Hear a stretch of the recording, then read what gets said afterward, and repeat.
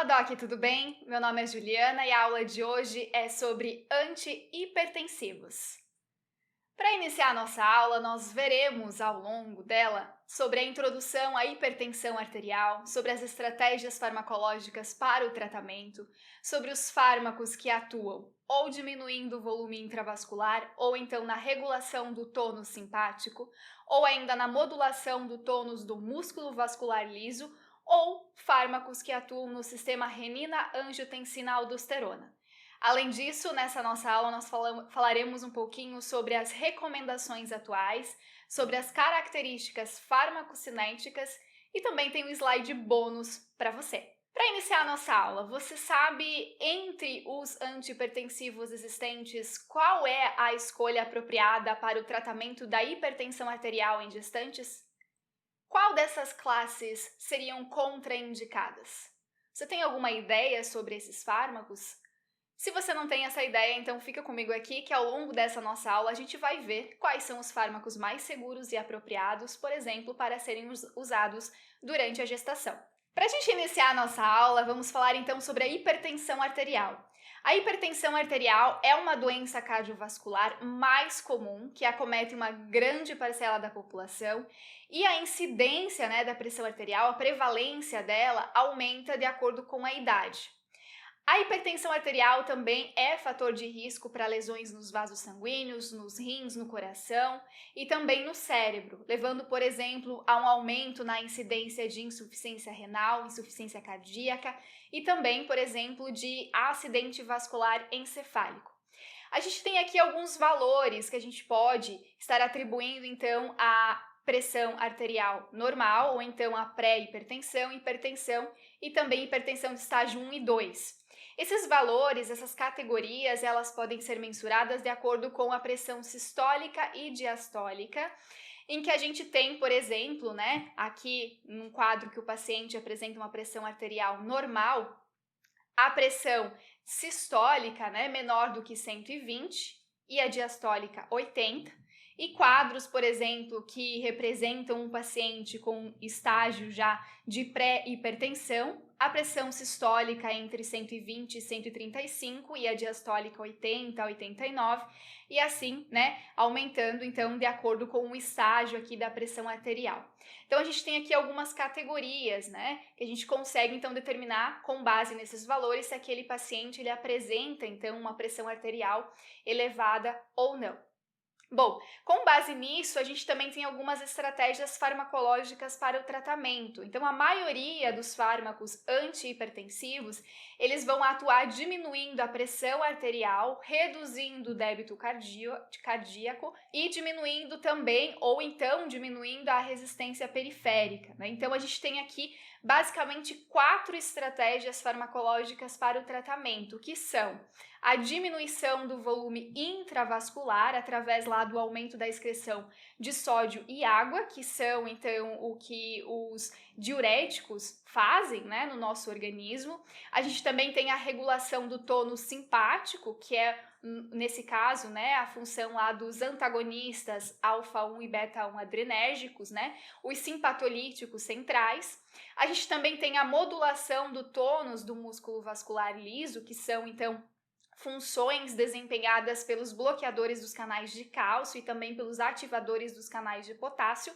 E a gente tem aqui, por último, a inibição dos reguladores neurohumorais da circulação, que é o caso, dos inibidores da enzima conversora de angiotensina, os IECAs, ou então os antagonistas dos receptores de angiotensina 2, e basicamente essas são as principais estratégias farmacológicas para o tratamento da hipertensão arterial. Para iniciar essa parte de diuréticos, a gente vai falar sobre os diuréticos que diminuem o volume intravascular, conhecidos como diuréticos tiazídicos. Então, os fármacos diuréticos tiazídicos mais importantes aqui são a hidroclorotiazida, a clortalidona, a clorotiazida e a indapamida. Esses fármacos, de modo geral, eles apresentam uma longa duração de ação, eles diminuem o volume intravascular, reduzem a pressão arterial pela diminuição do débito cardíaco. Quais são as aplicações clínicas desses fármacos, né? Então, de modo geral, aqui, pacientes que apresentam hipertensão arterial leve ou moderada e que apresentam, então, funções cardíacas, né, e renais normais, podem fazer uso desses fármacos. No entanto, em situações ou em condições de saúde em que os pacientes apresentam, então, hipertensão arterial grave, insuficiência renal ou cirrose, nesse caso são necessários diuréticos mais potentes, como por exemplo os diuréticos que atuam lá sobre a alça de Henle. A gente tem alguns efeitos tóxicos também relacionados aos tiazídicos, né? Que está ali voltado então à diminuição dos níveis de potássio, também conhecido como esse termo hipopotassemia. A gente também tem aqui os diuréticos de alça, né, dentro da classe dos diuréticos que diminuem o volume intravascular. Então, os diuréticos de alça quais são? São, por exemplo, a furosemida, a bumetanida e outros fármacos, né, que compõem essa classe. Aqui, esses fármacos, eles apresentam uma curta duração de ação, normalmente entre 4 a 6 horas, que é ali a responsável, então, por um efeito antihipertensivo mais modesto, né? A gente tem aqui o mecanismo de ação desses fármacos atuando principalmente no bloqueio da reabsorção de sódio e cloreto nos rins, e de modo geral a gente pode falar que os diuréticos eles atuam ali impedindo ou bloqueando a reabsorção de sódio em qualquer, né, uma das 3 partes que a gente vai ver na sequência do nosso rim. Então, de modo geral, eles também podem causar, né, uma diminuição dos níveis de potássio, assim como os tiazídicos. Quais são as aplicações clínicas dos diuréticos de alça? A gente tem aqui para hipertensão grave, conforme a gente já viu no nosso último slide, e também para insuficiência cardíaca. E por último, a gente vai falar sobre os diuréticos poupadores de potássio, né? Quais são os fármacos dessa classe? Então, a gente tem aqui a amilorida, o triantereno e a espironolactona. Esses fármacos, de modo geral, eles são menos eficazes que os tiazídicos e os diuréticos de alça, mas eles também inibem a reabsorção de sódio lá nos segmentos proximais do néfron. Então, eles aumentam o aporte de sódio, né, e de água nesses segmentos lá, né, nessa região, né? Então a gente tem ali a espironolactona também atuando como um antagonista do receptor de aldosterona, e por conta desses mecanismos de ação é que a gente tem ali então uma diminuição da pressão arterial, né? E ali a gente também pode atribuir a esses fármacos ao uso clínico, principalmente em pacientes com insuficiência cardíaca e, claro, né, para hipertensão. Com isso, a gente também tem aqui um slide explicando em que locais, né, do nosso néfron, do nosso rim, em que esses fármacos eles atuam. Então, a gente tem ali os diuréticos de alça, né, atuando principalmente nessa região aqui mais espessa, né, da alça de Henle. A gente tem aqui também, né, os fármacos diuréticos tiazídicos, atuando aqui no túbulo distal, e a gente tem aqui a ação dos poupadores de potássio. De modo geral, todas as 3 classes, né, de antihipertensivos, eles vão estar então influenciando ali na reabsorção de sódio, ou seja, né, impedindo a reabsorção desse íon e aumentando a sua excreção na urina. Então, por conta disso que eles são chamados de diuréticos, né? Porque eles diminuem a reabsorção e aumentam a excreção. Bom, dito isso, a gente vai falar sobre a nossa segunda estratégia farmacológica para o tratamento da hipertensão, que são os reguladores do tônus simpático, os agentes simpatolíticos. Nesse caso, a gente pode incluir, né, como sendo fármacos antagonista beta-adrenérgicos, antagonista alfa-adrenérgicos, os antagonistas mistos, que incluem tanto os alfa ou beta-adrenérgicos, e também a gente tem aqui os agentes de ação central. Bom, vamos falar então sobre cada um deles, né? Sobre os antagonistas beta-adrenérgicos. Nesse caso, a gente tem como representante, né, o metoprolol, o atenolol, o propranolol, que são fármacos, então, que atuam lá, né, nos receptores beta-adrenérgicos. Então, o propranolol, por exemplo, ele é um beta-bloqueador não seletivo. Já o metoprolol e atenolol são bloqueadores beta-1 seletivos. Por conta, né, dessa seletividade e da sua atuação nesses receptores, o que a gente tem ali? A gente tem um efeito cronotrópico e onotrópico negativo, que são os responsáveis muito provavelmente pelo efeito antihipertensivo. Lá no rim, esses antagonistas, né, do receptores beta-1, né, adrenérgico, que são mais seletivos, como é o caso do metoprolol e o atenolol, eles vão diminuir a secreção de renina. E quando a gente influencia lá no sistema renina, angiotensina, aldosterona, a gente vai ver ao longo da nossa aula, a gente também consegue, então, reduzir a pressão arterial, impedindo ali, né, reduzindo a produção da angiotensina 2. Então, a gente vai ver isso mais para frente nessa nossa aula. Mas, de modo geral, quando a gente está falando de antagonistas beta-adrenérgicos, a gente pode falar de fármacos que são utilizados tanto na hipertensão, quanto na insuficiência cardíaca, quanto também em condições de coronariopatias, né? Coronariopatias. Além disso, a gente pode utilizar esses fármacos, né, em pacientes com histórico de infarto agudo do miocárdio.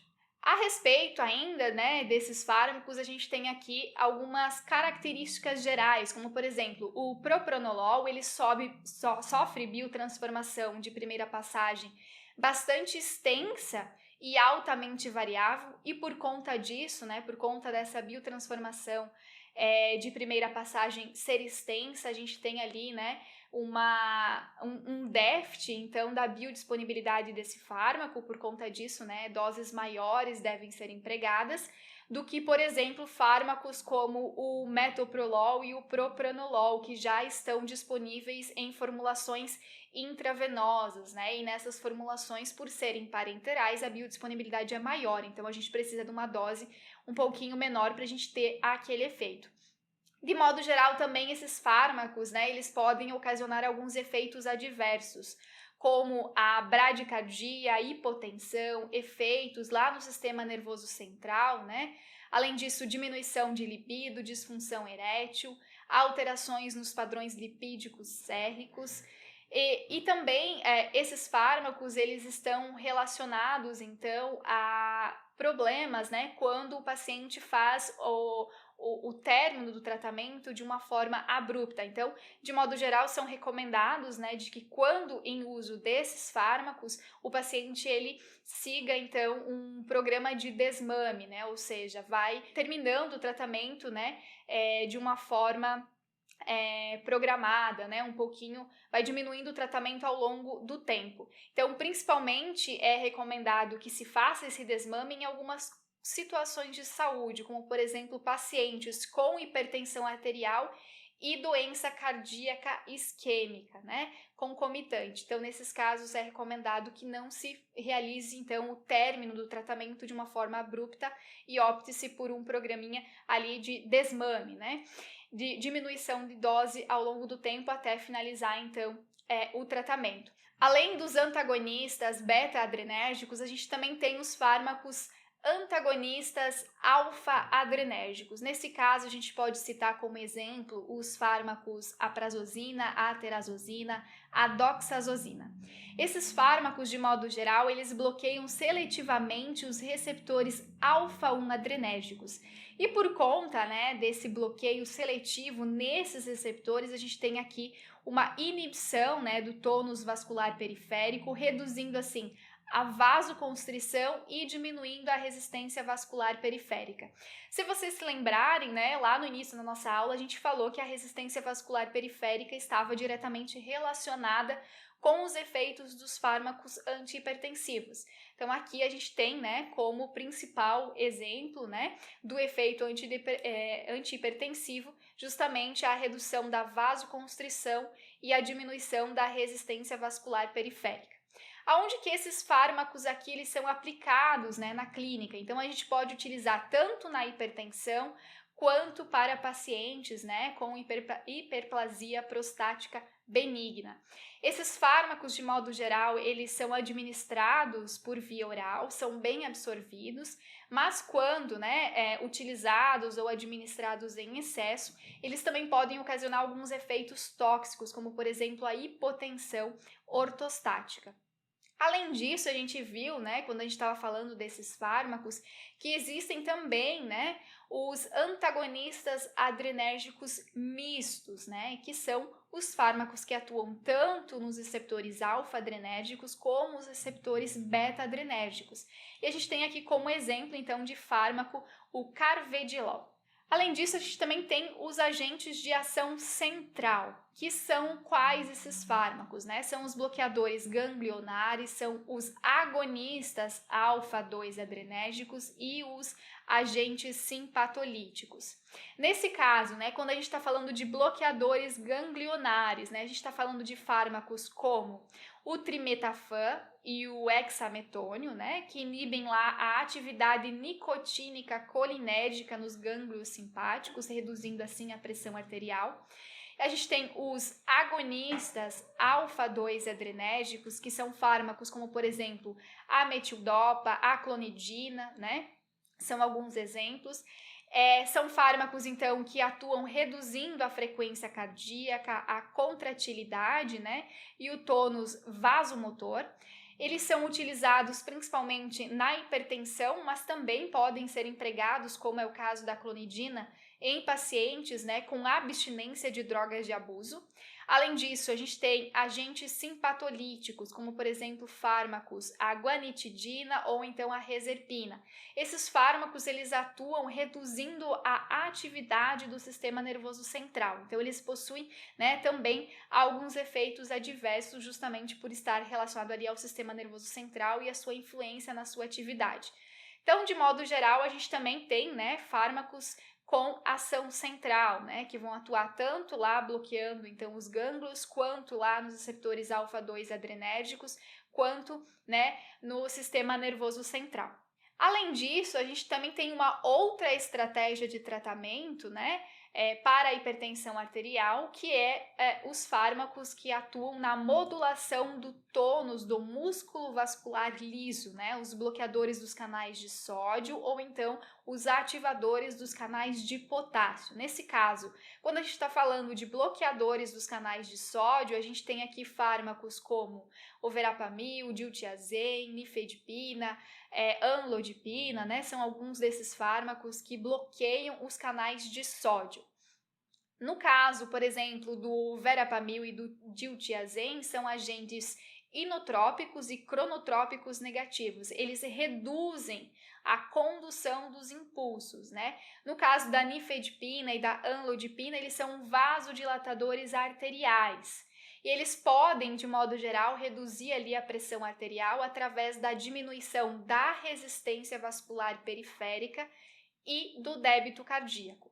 São usados em pacientes com hipertensão, com pacientes com asma, diabetes ou então doença vascular periférica. Também são indicados para o tratamento da angina e fibrilação atrial, né? No caso ali do diltiazem e verapamil.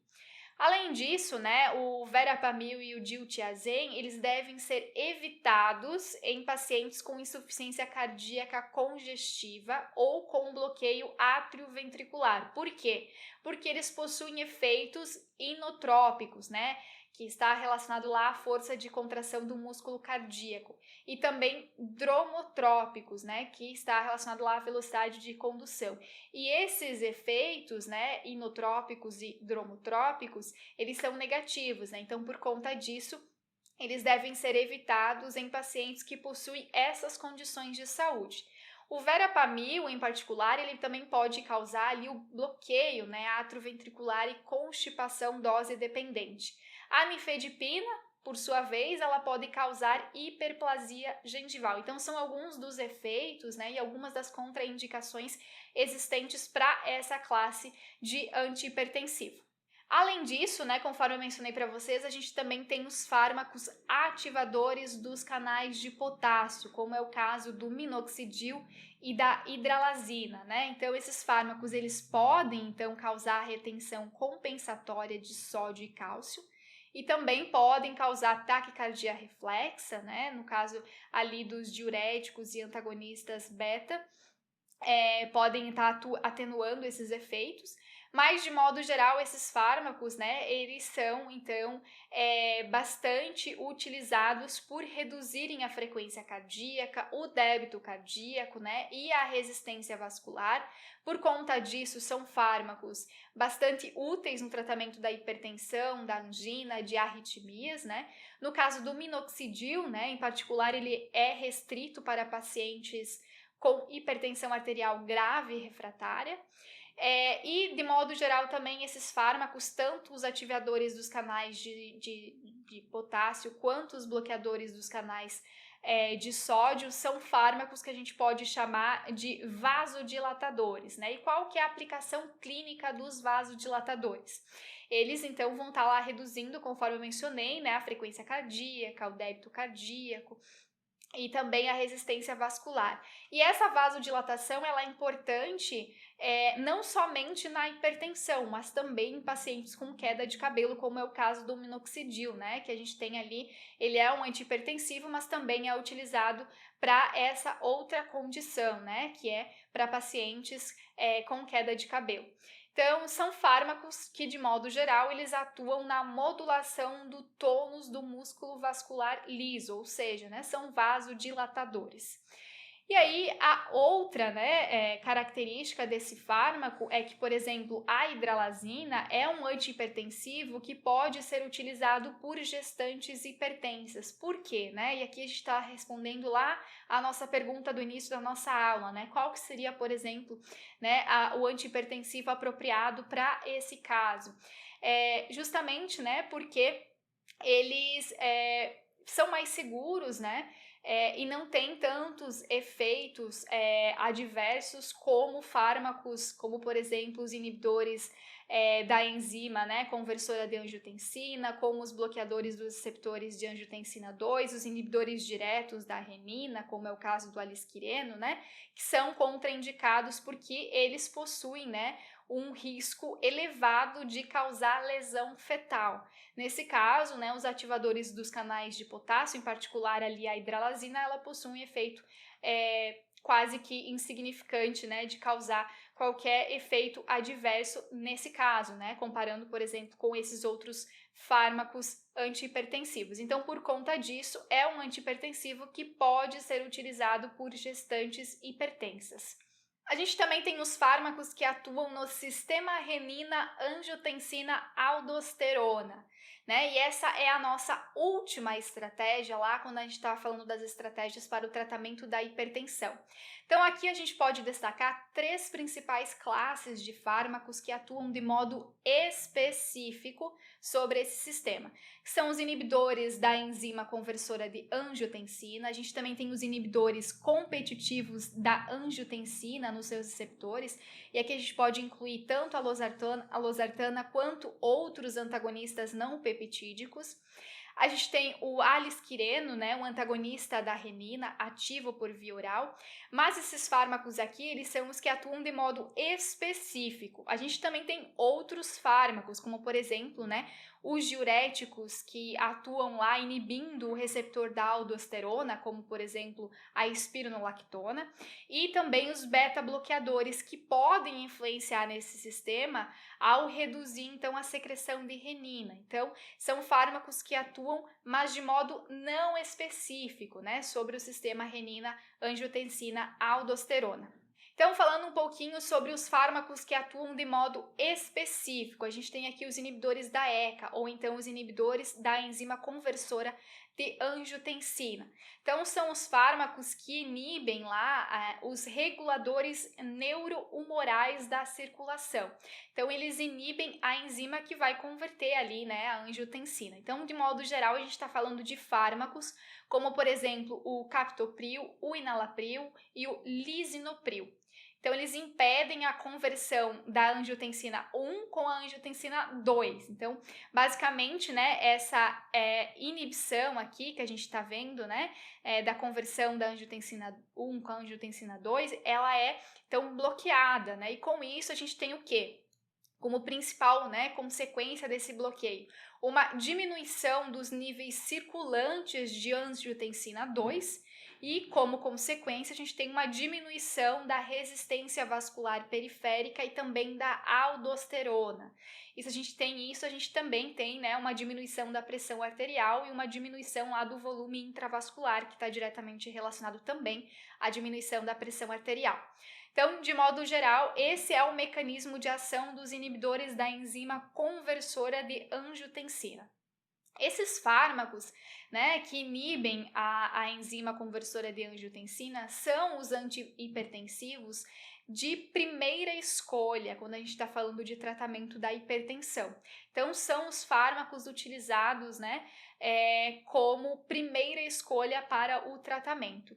De modo geral, também esses fármacos eles são convertidos em metabólitos ativos no fígado, né, exceto lá o captopril e o lisinopril, que são úteis lá para os pacientes com grave insuficiência hepática, justamente porque, né, eles não são convertidos em metabólitos ativos no fígado, e aí não tem, né, nenhuma relação ali com se o paciente ele possui ou não possui uma insuficiência hepática, justamente porque não depende do fígado para fazer essa conversão. O fosinopril, né, é um único inibidor da enzima conversora da angiotensina que não é eliminado primariamente, né, pelos rins, então ele também não requer ali um ajuste de dose em pacientes com insuficiência renal, porque ele não depende desse órgão, né, para ser eliminado. E, de modo geral, quando a gente está falando dos inibidores da enzima conversora da angiotensina, a gente está falando de fármacos utilizados na pressão arterial, ou então, né, na hipertensão arterial, ou então na insuficiência cardíaca ou diabetes. E também esses fármacos, né, eles possuem alguns efeitos adversos, mas esses efeitos adversos, eles são, né, basicamente comuns, né, na maioria dos fármacos antihipertensivos, né, que aqui a gente tem, por exemplo, a tosse seca, febre, alteração do paladar, hipotensão, em alguns casos, né, como por exemplo, paciente em estado hipovolêmico e também, né, a influência lá nos níveis de potássio, né, só que nesse caso a gente tem uma elevação dos níveis de potássio, uma hiperpotassemia. E aí a gente vai falar também sobre outros fármacos que atuam, né, como reguladores neurohumorais da circulação, que é o caso dos antagonistas dos receptores de angiotensina 2, né, ou então AT1. São fármacos como, por exemplo, a losartana e a valsartana, né? São fármacos que antagonizam competitivamente a ligação da angiotensina 2 e seus receptores, né, de angiotensina aqui, os AT1s. Então, eles possuem um efeito antihipertensivo e diminuem ali a proliferação também da camada íntima arteriolar, né? Ou seja, dentro das arteríolas. E qual que é a aplicação clínica desses fármacos, né? Tanto na hipertensão quanto na insuficiência cardíaca.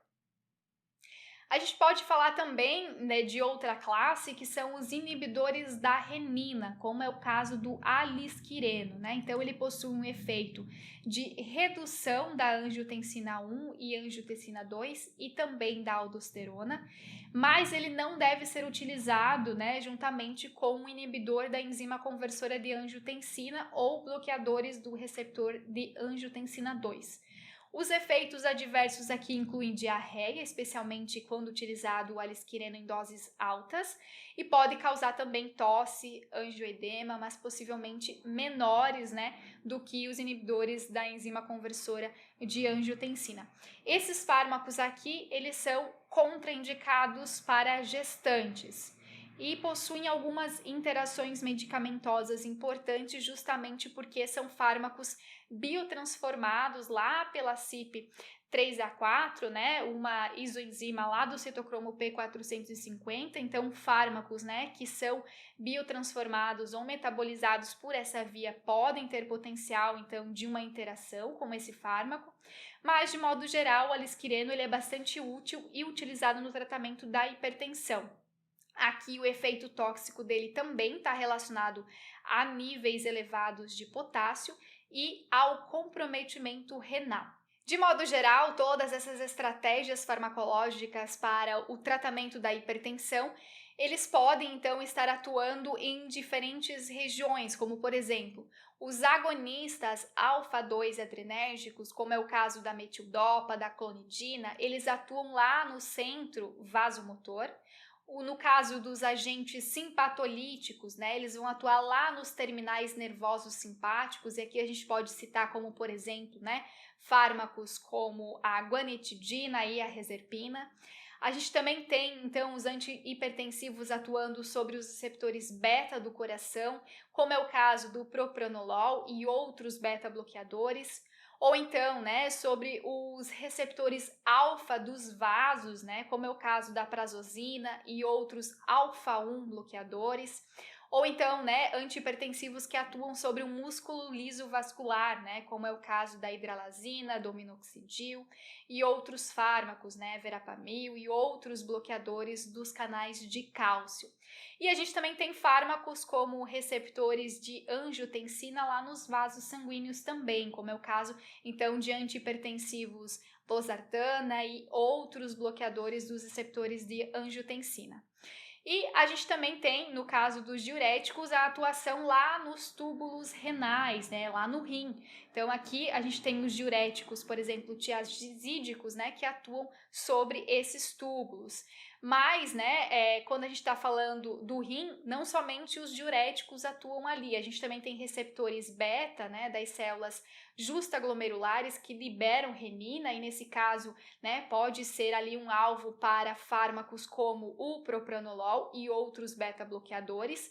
E a gente também tem fármacos como os inibidores da renina, né, como é o caso do alisquireno, inibindo ali, né, a conversão então da angiotensina, né, do angiotensinogênio para angiotensina 1, e no caso então de fármacos como inibidores da enzima conversora de angiotensina e captopril, né, que é um representante dessa classe, atuando ali na conversão da angiotensina 1 e a angiotensina 2, né, lá no nosso rim. Então, como a gente pode ver, a gente pode ter antihipertensivo atuando tanto no rim, quanto no sistema nervoso central, quanto no coração, nos vasos sanguíneos também. Então, são diferentes locais de ação, né, desses fármacos antihipertensivos.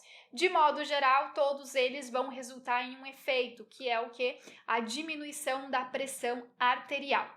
Mas, de modo geral, quais são as recomendações atuais para o tratamento da hipertensão?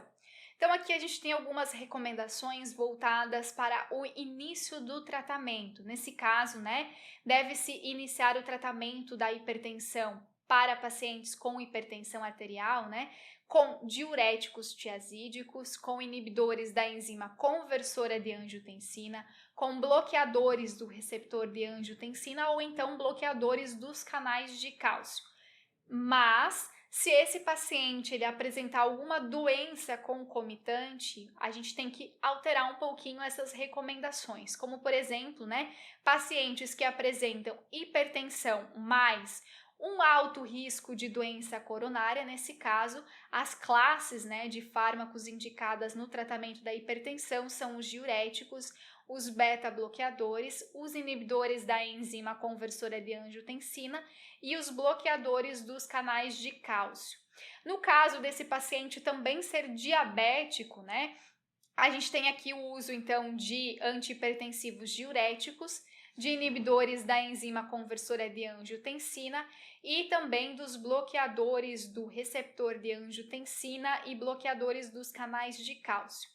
A gente também tem aqui, né, algumas outras condições de saúde, como por exemplo, pacientes que apresentam doença renal crônica. Nesse caso, é indicado então os inibidores da enzima conversora de angiotensina e também bloqueadores do receptor de angiotensina.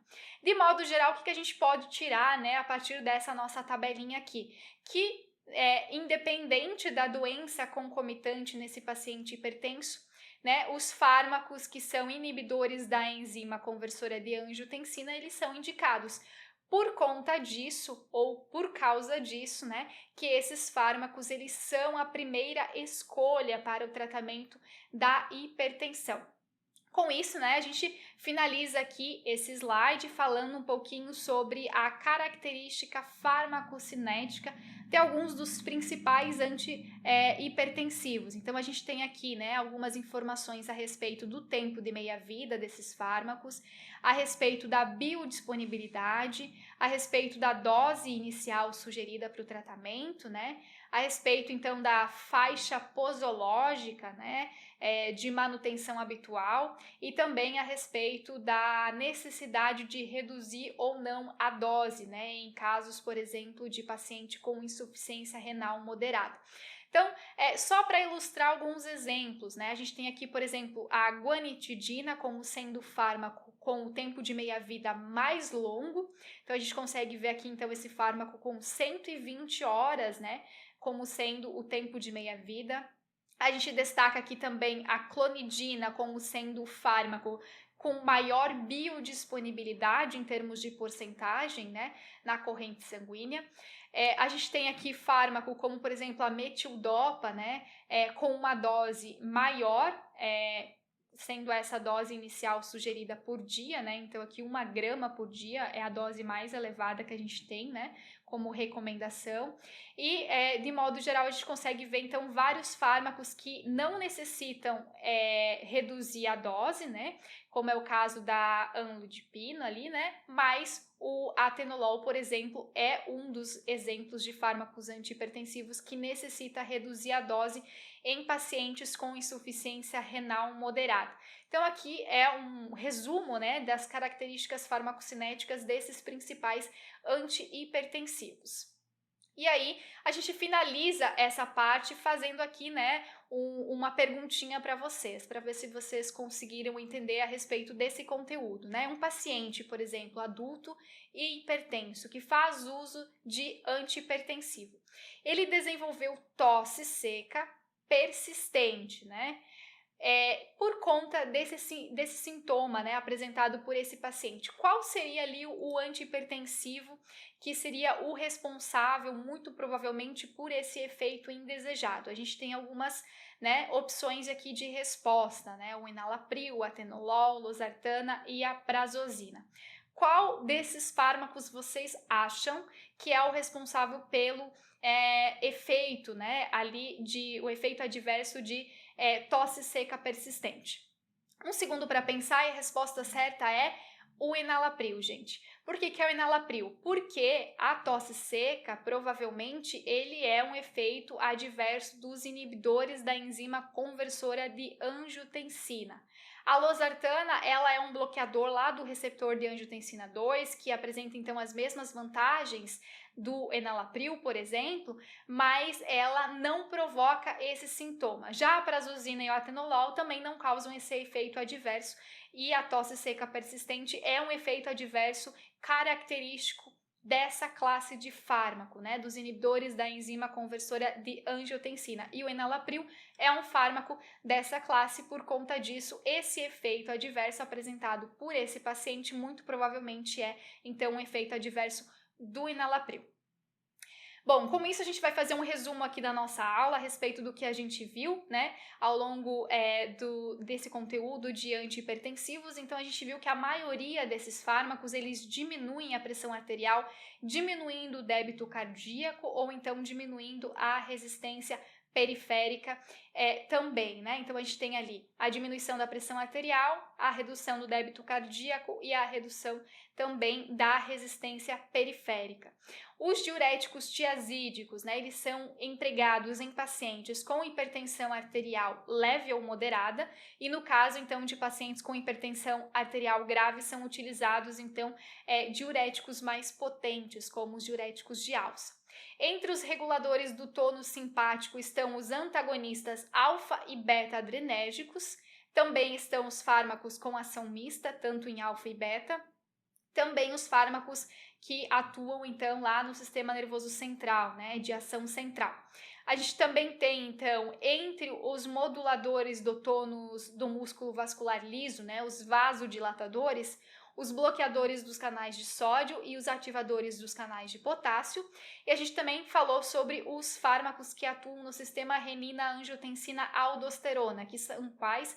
São os inibidores da enzima conversora de angiotensina, né? São os antagonistas dos receptores, né, da angiotensina 2, os AT1s, né, que a gente chama, e também o inibidor da renina, que é o caso o alisquireno, né? E além disso, a gente também tem a informação, né, bastante importante dessa aula sobre o tratamento de primeira escolha, né, utilizado para o tratamento da hipertensão, que são os fármacos inibidores da enzima conversora de angiotensina. Aqui está as nossas referências e até a nossa próxima aula.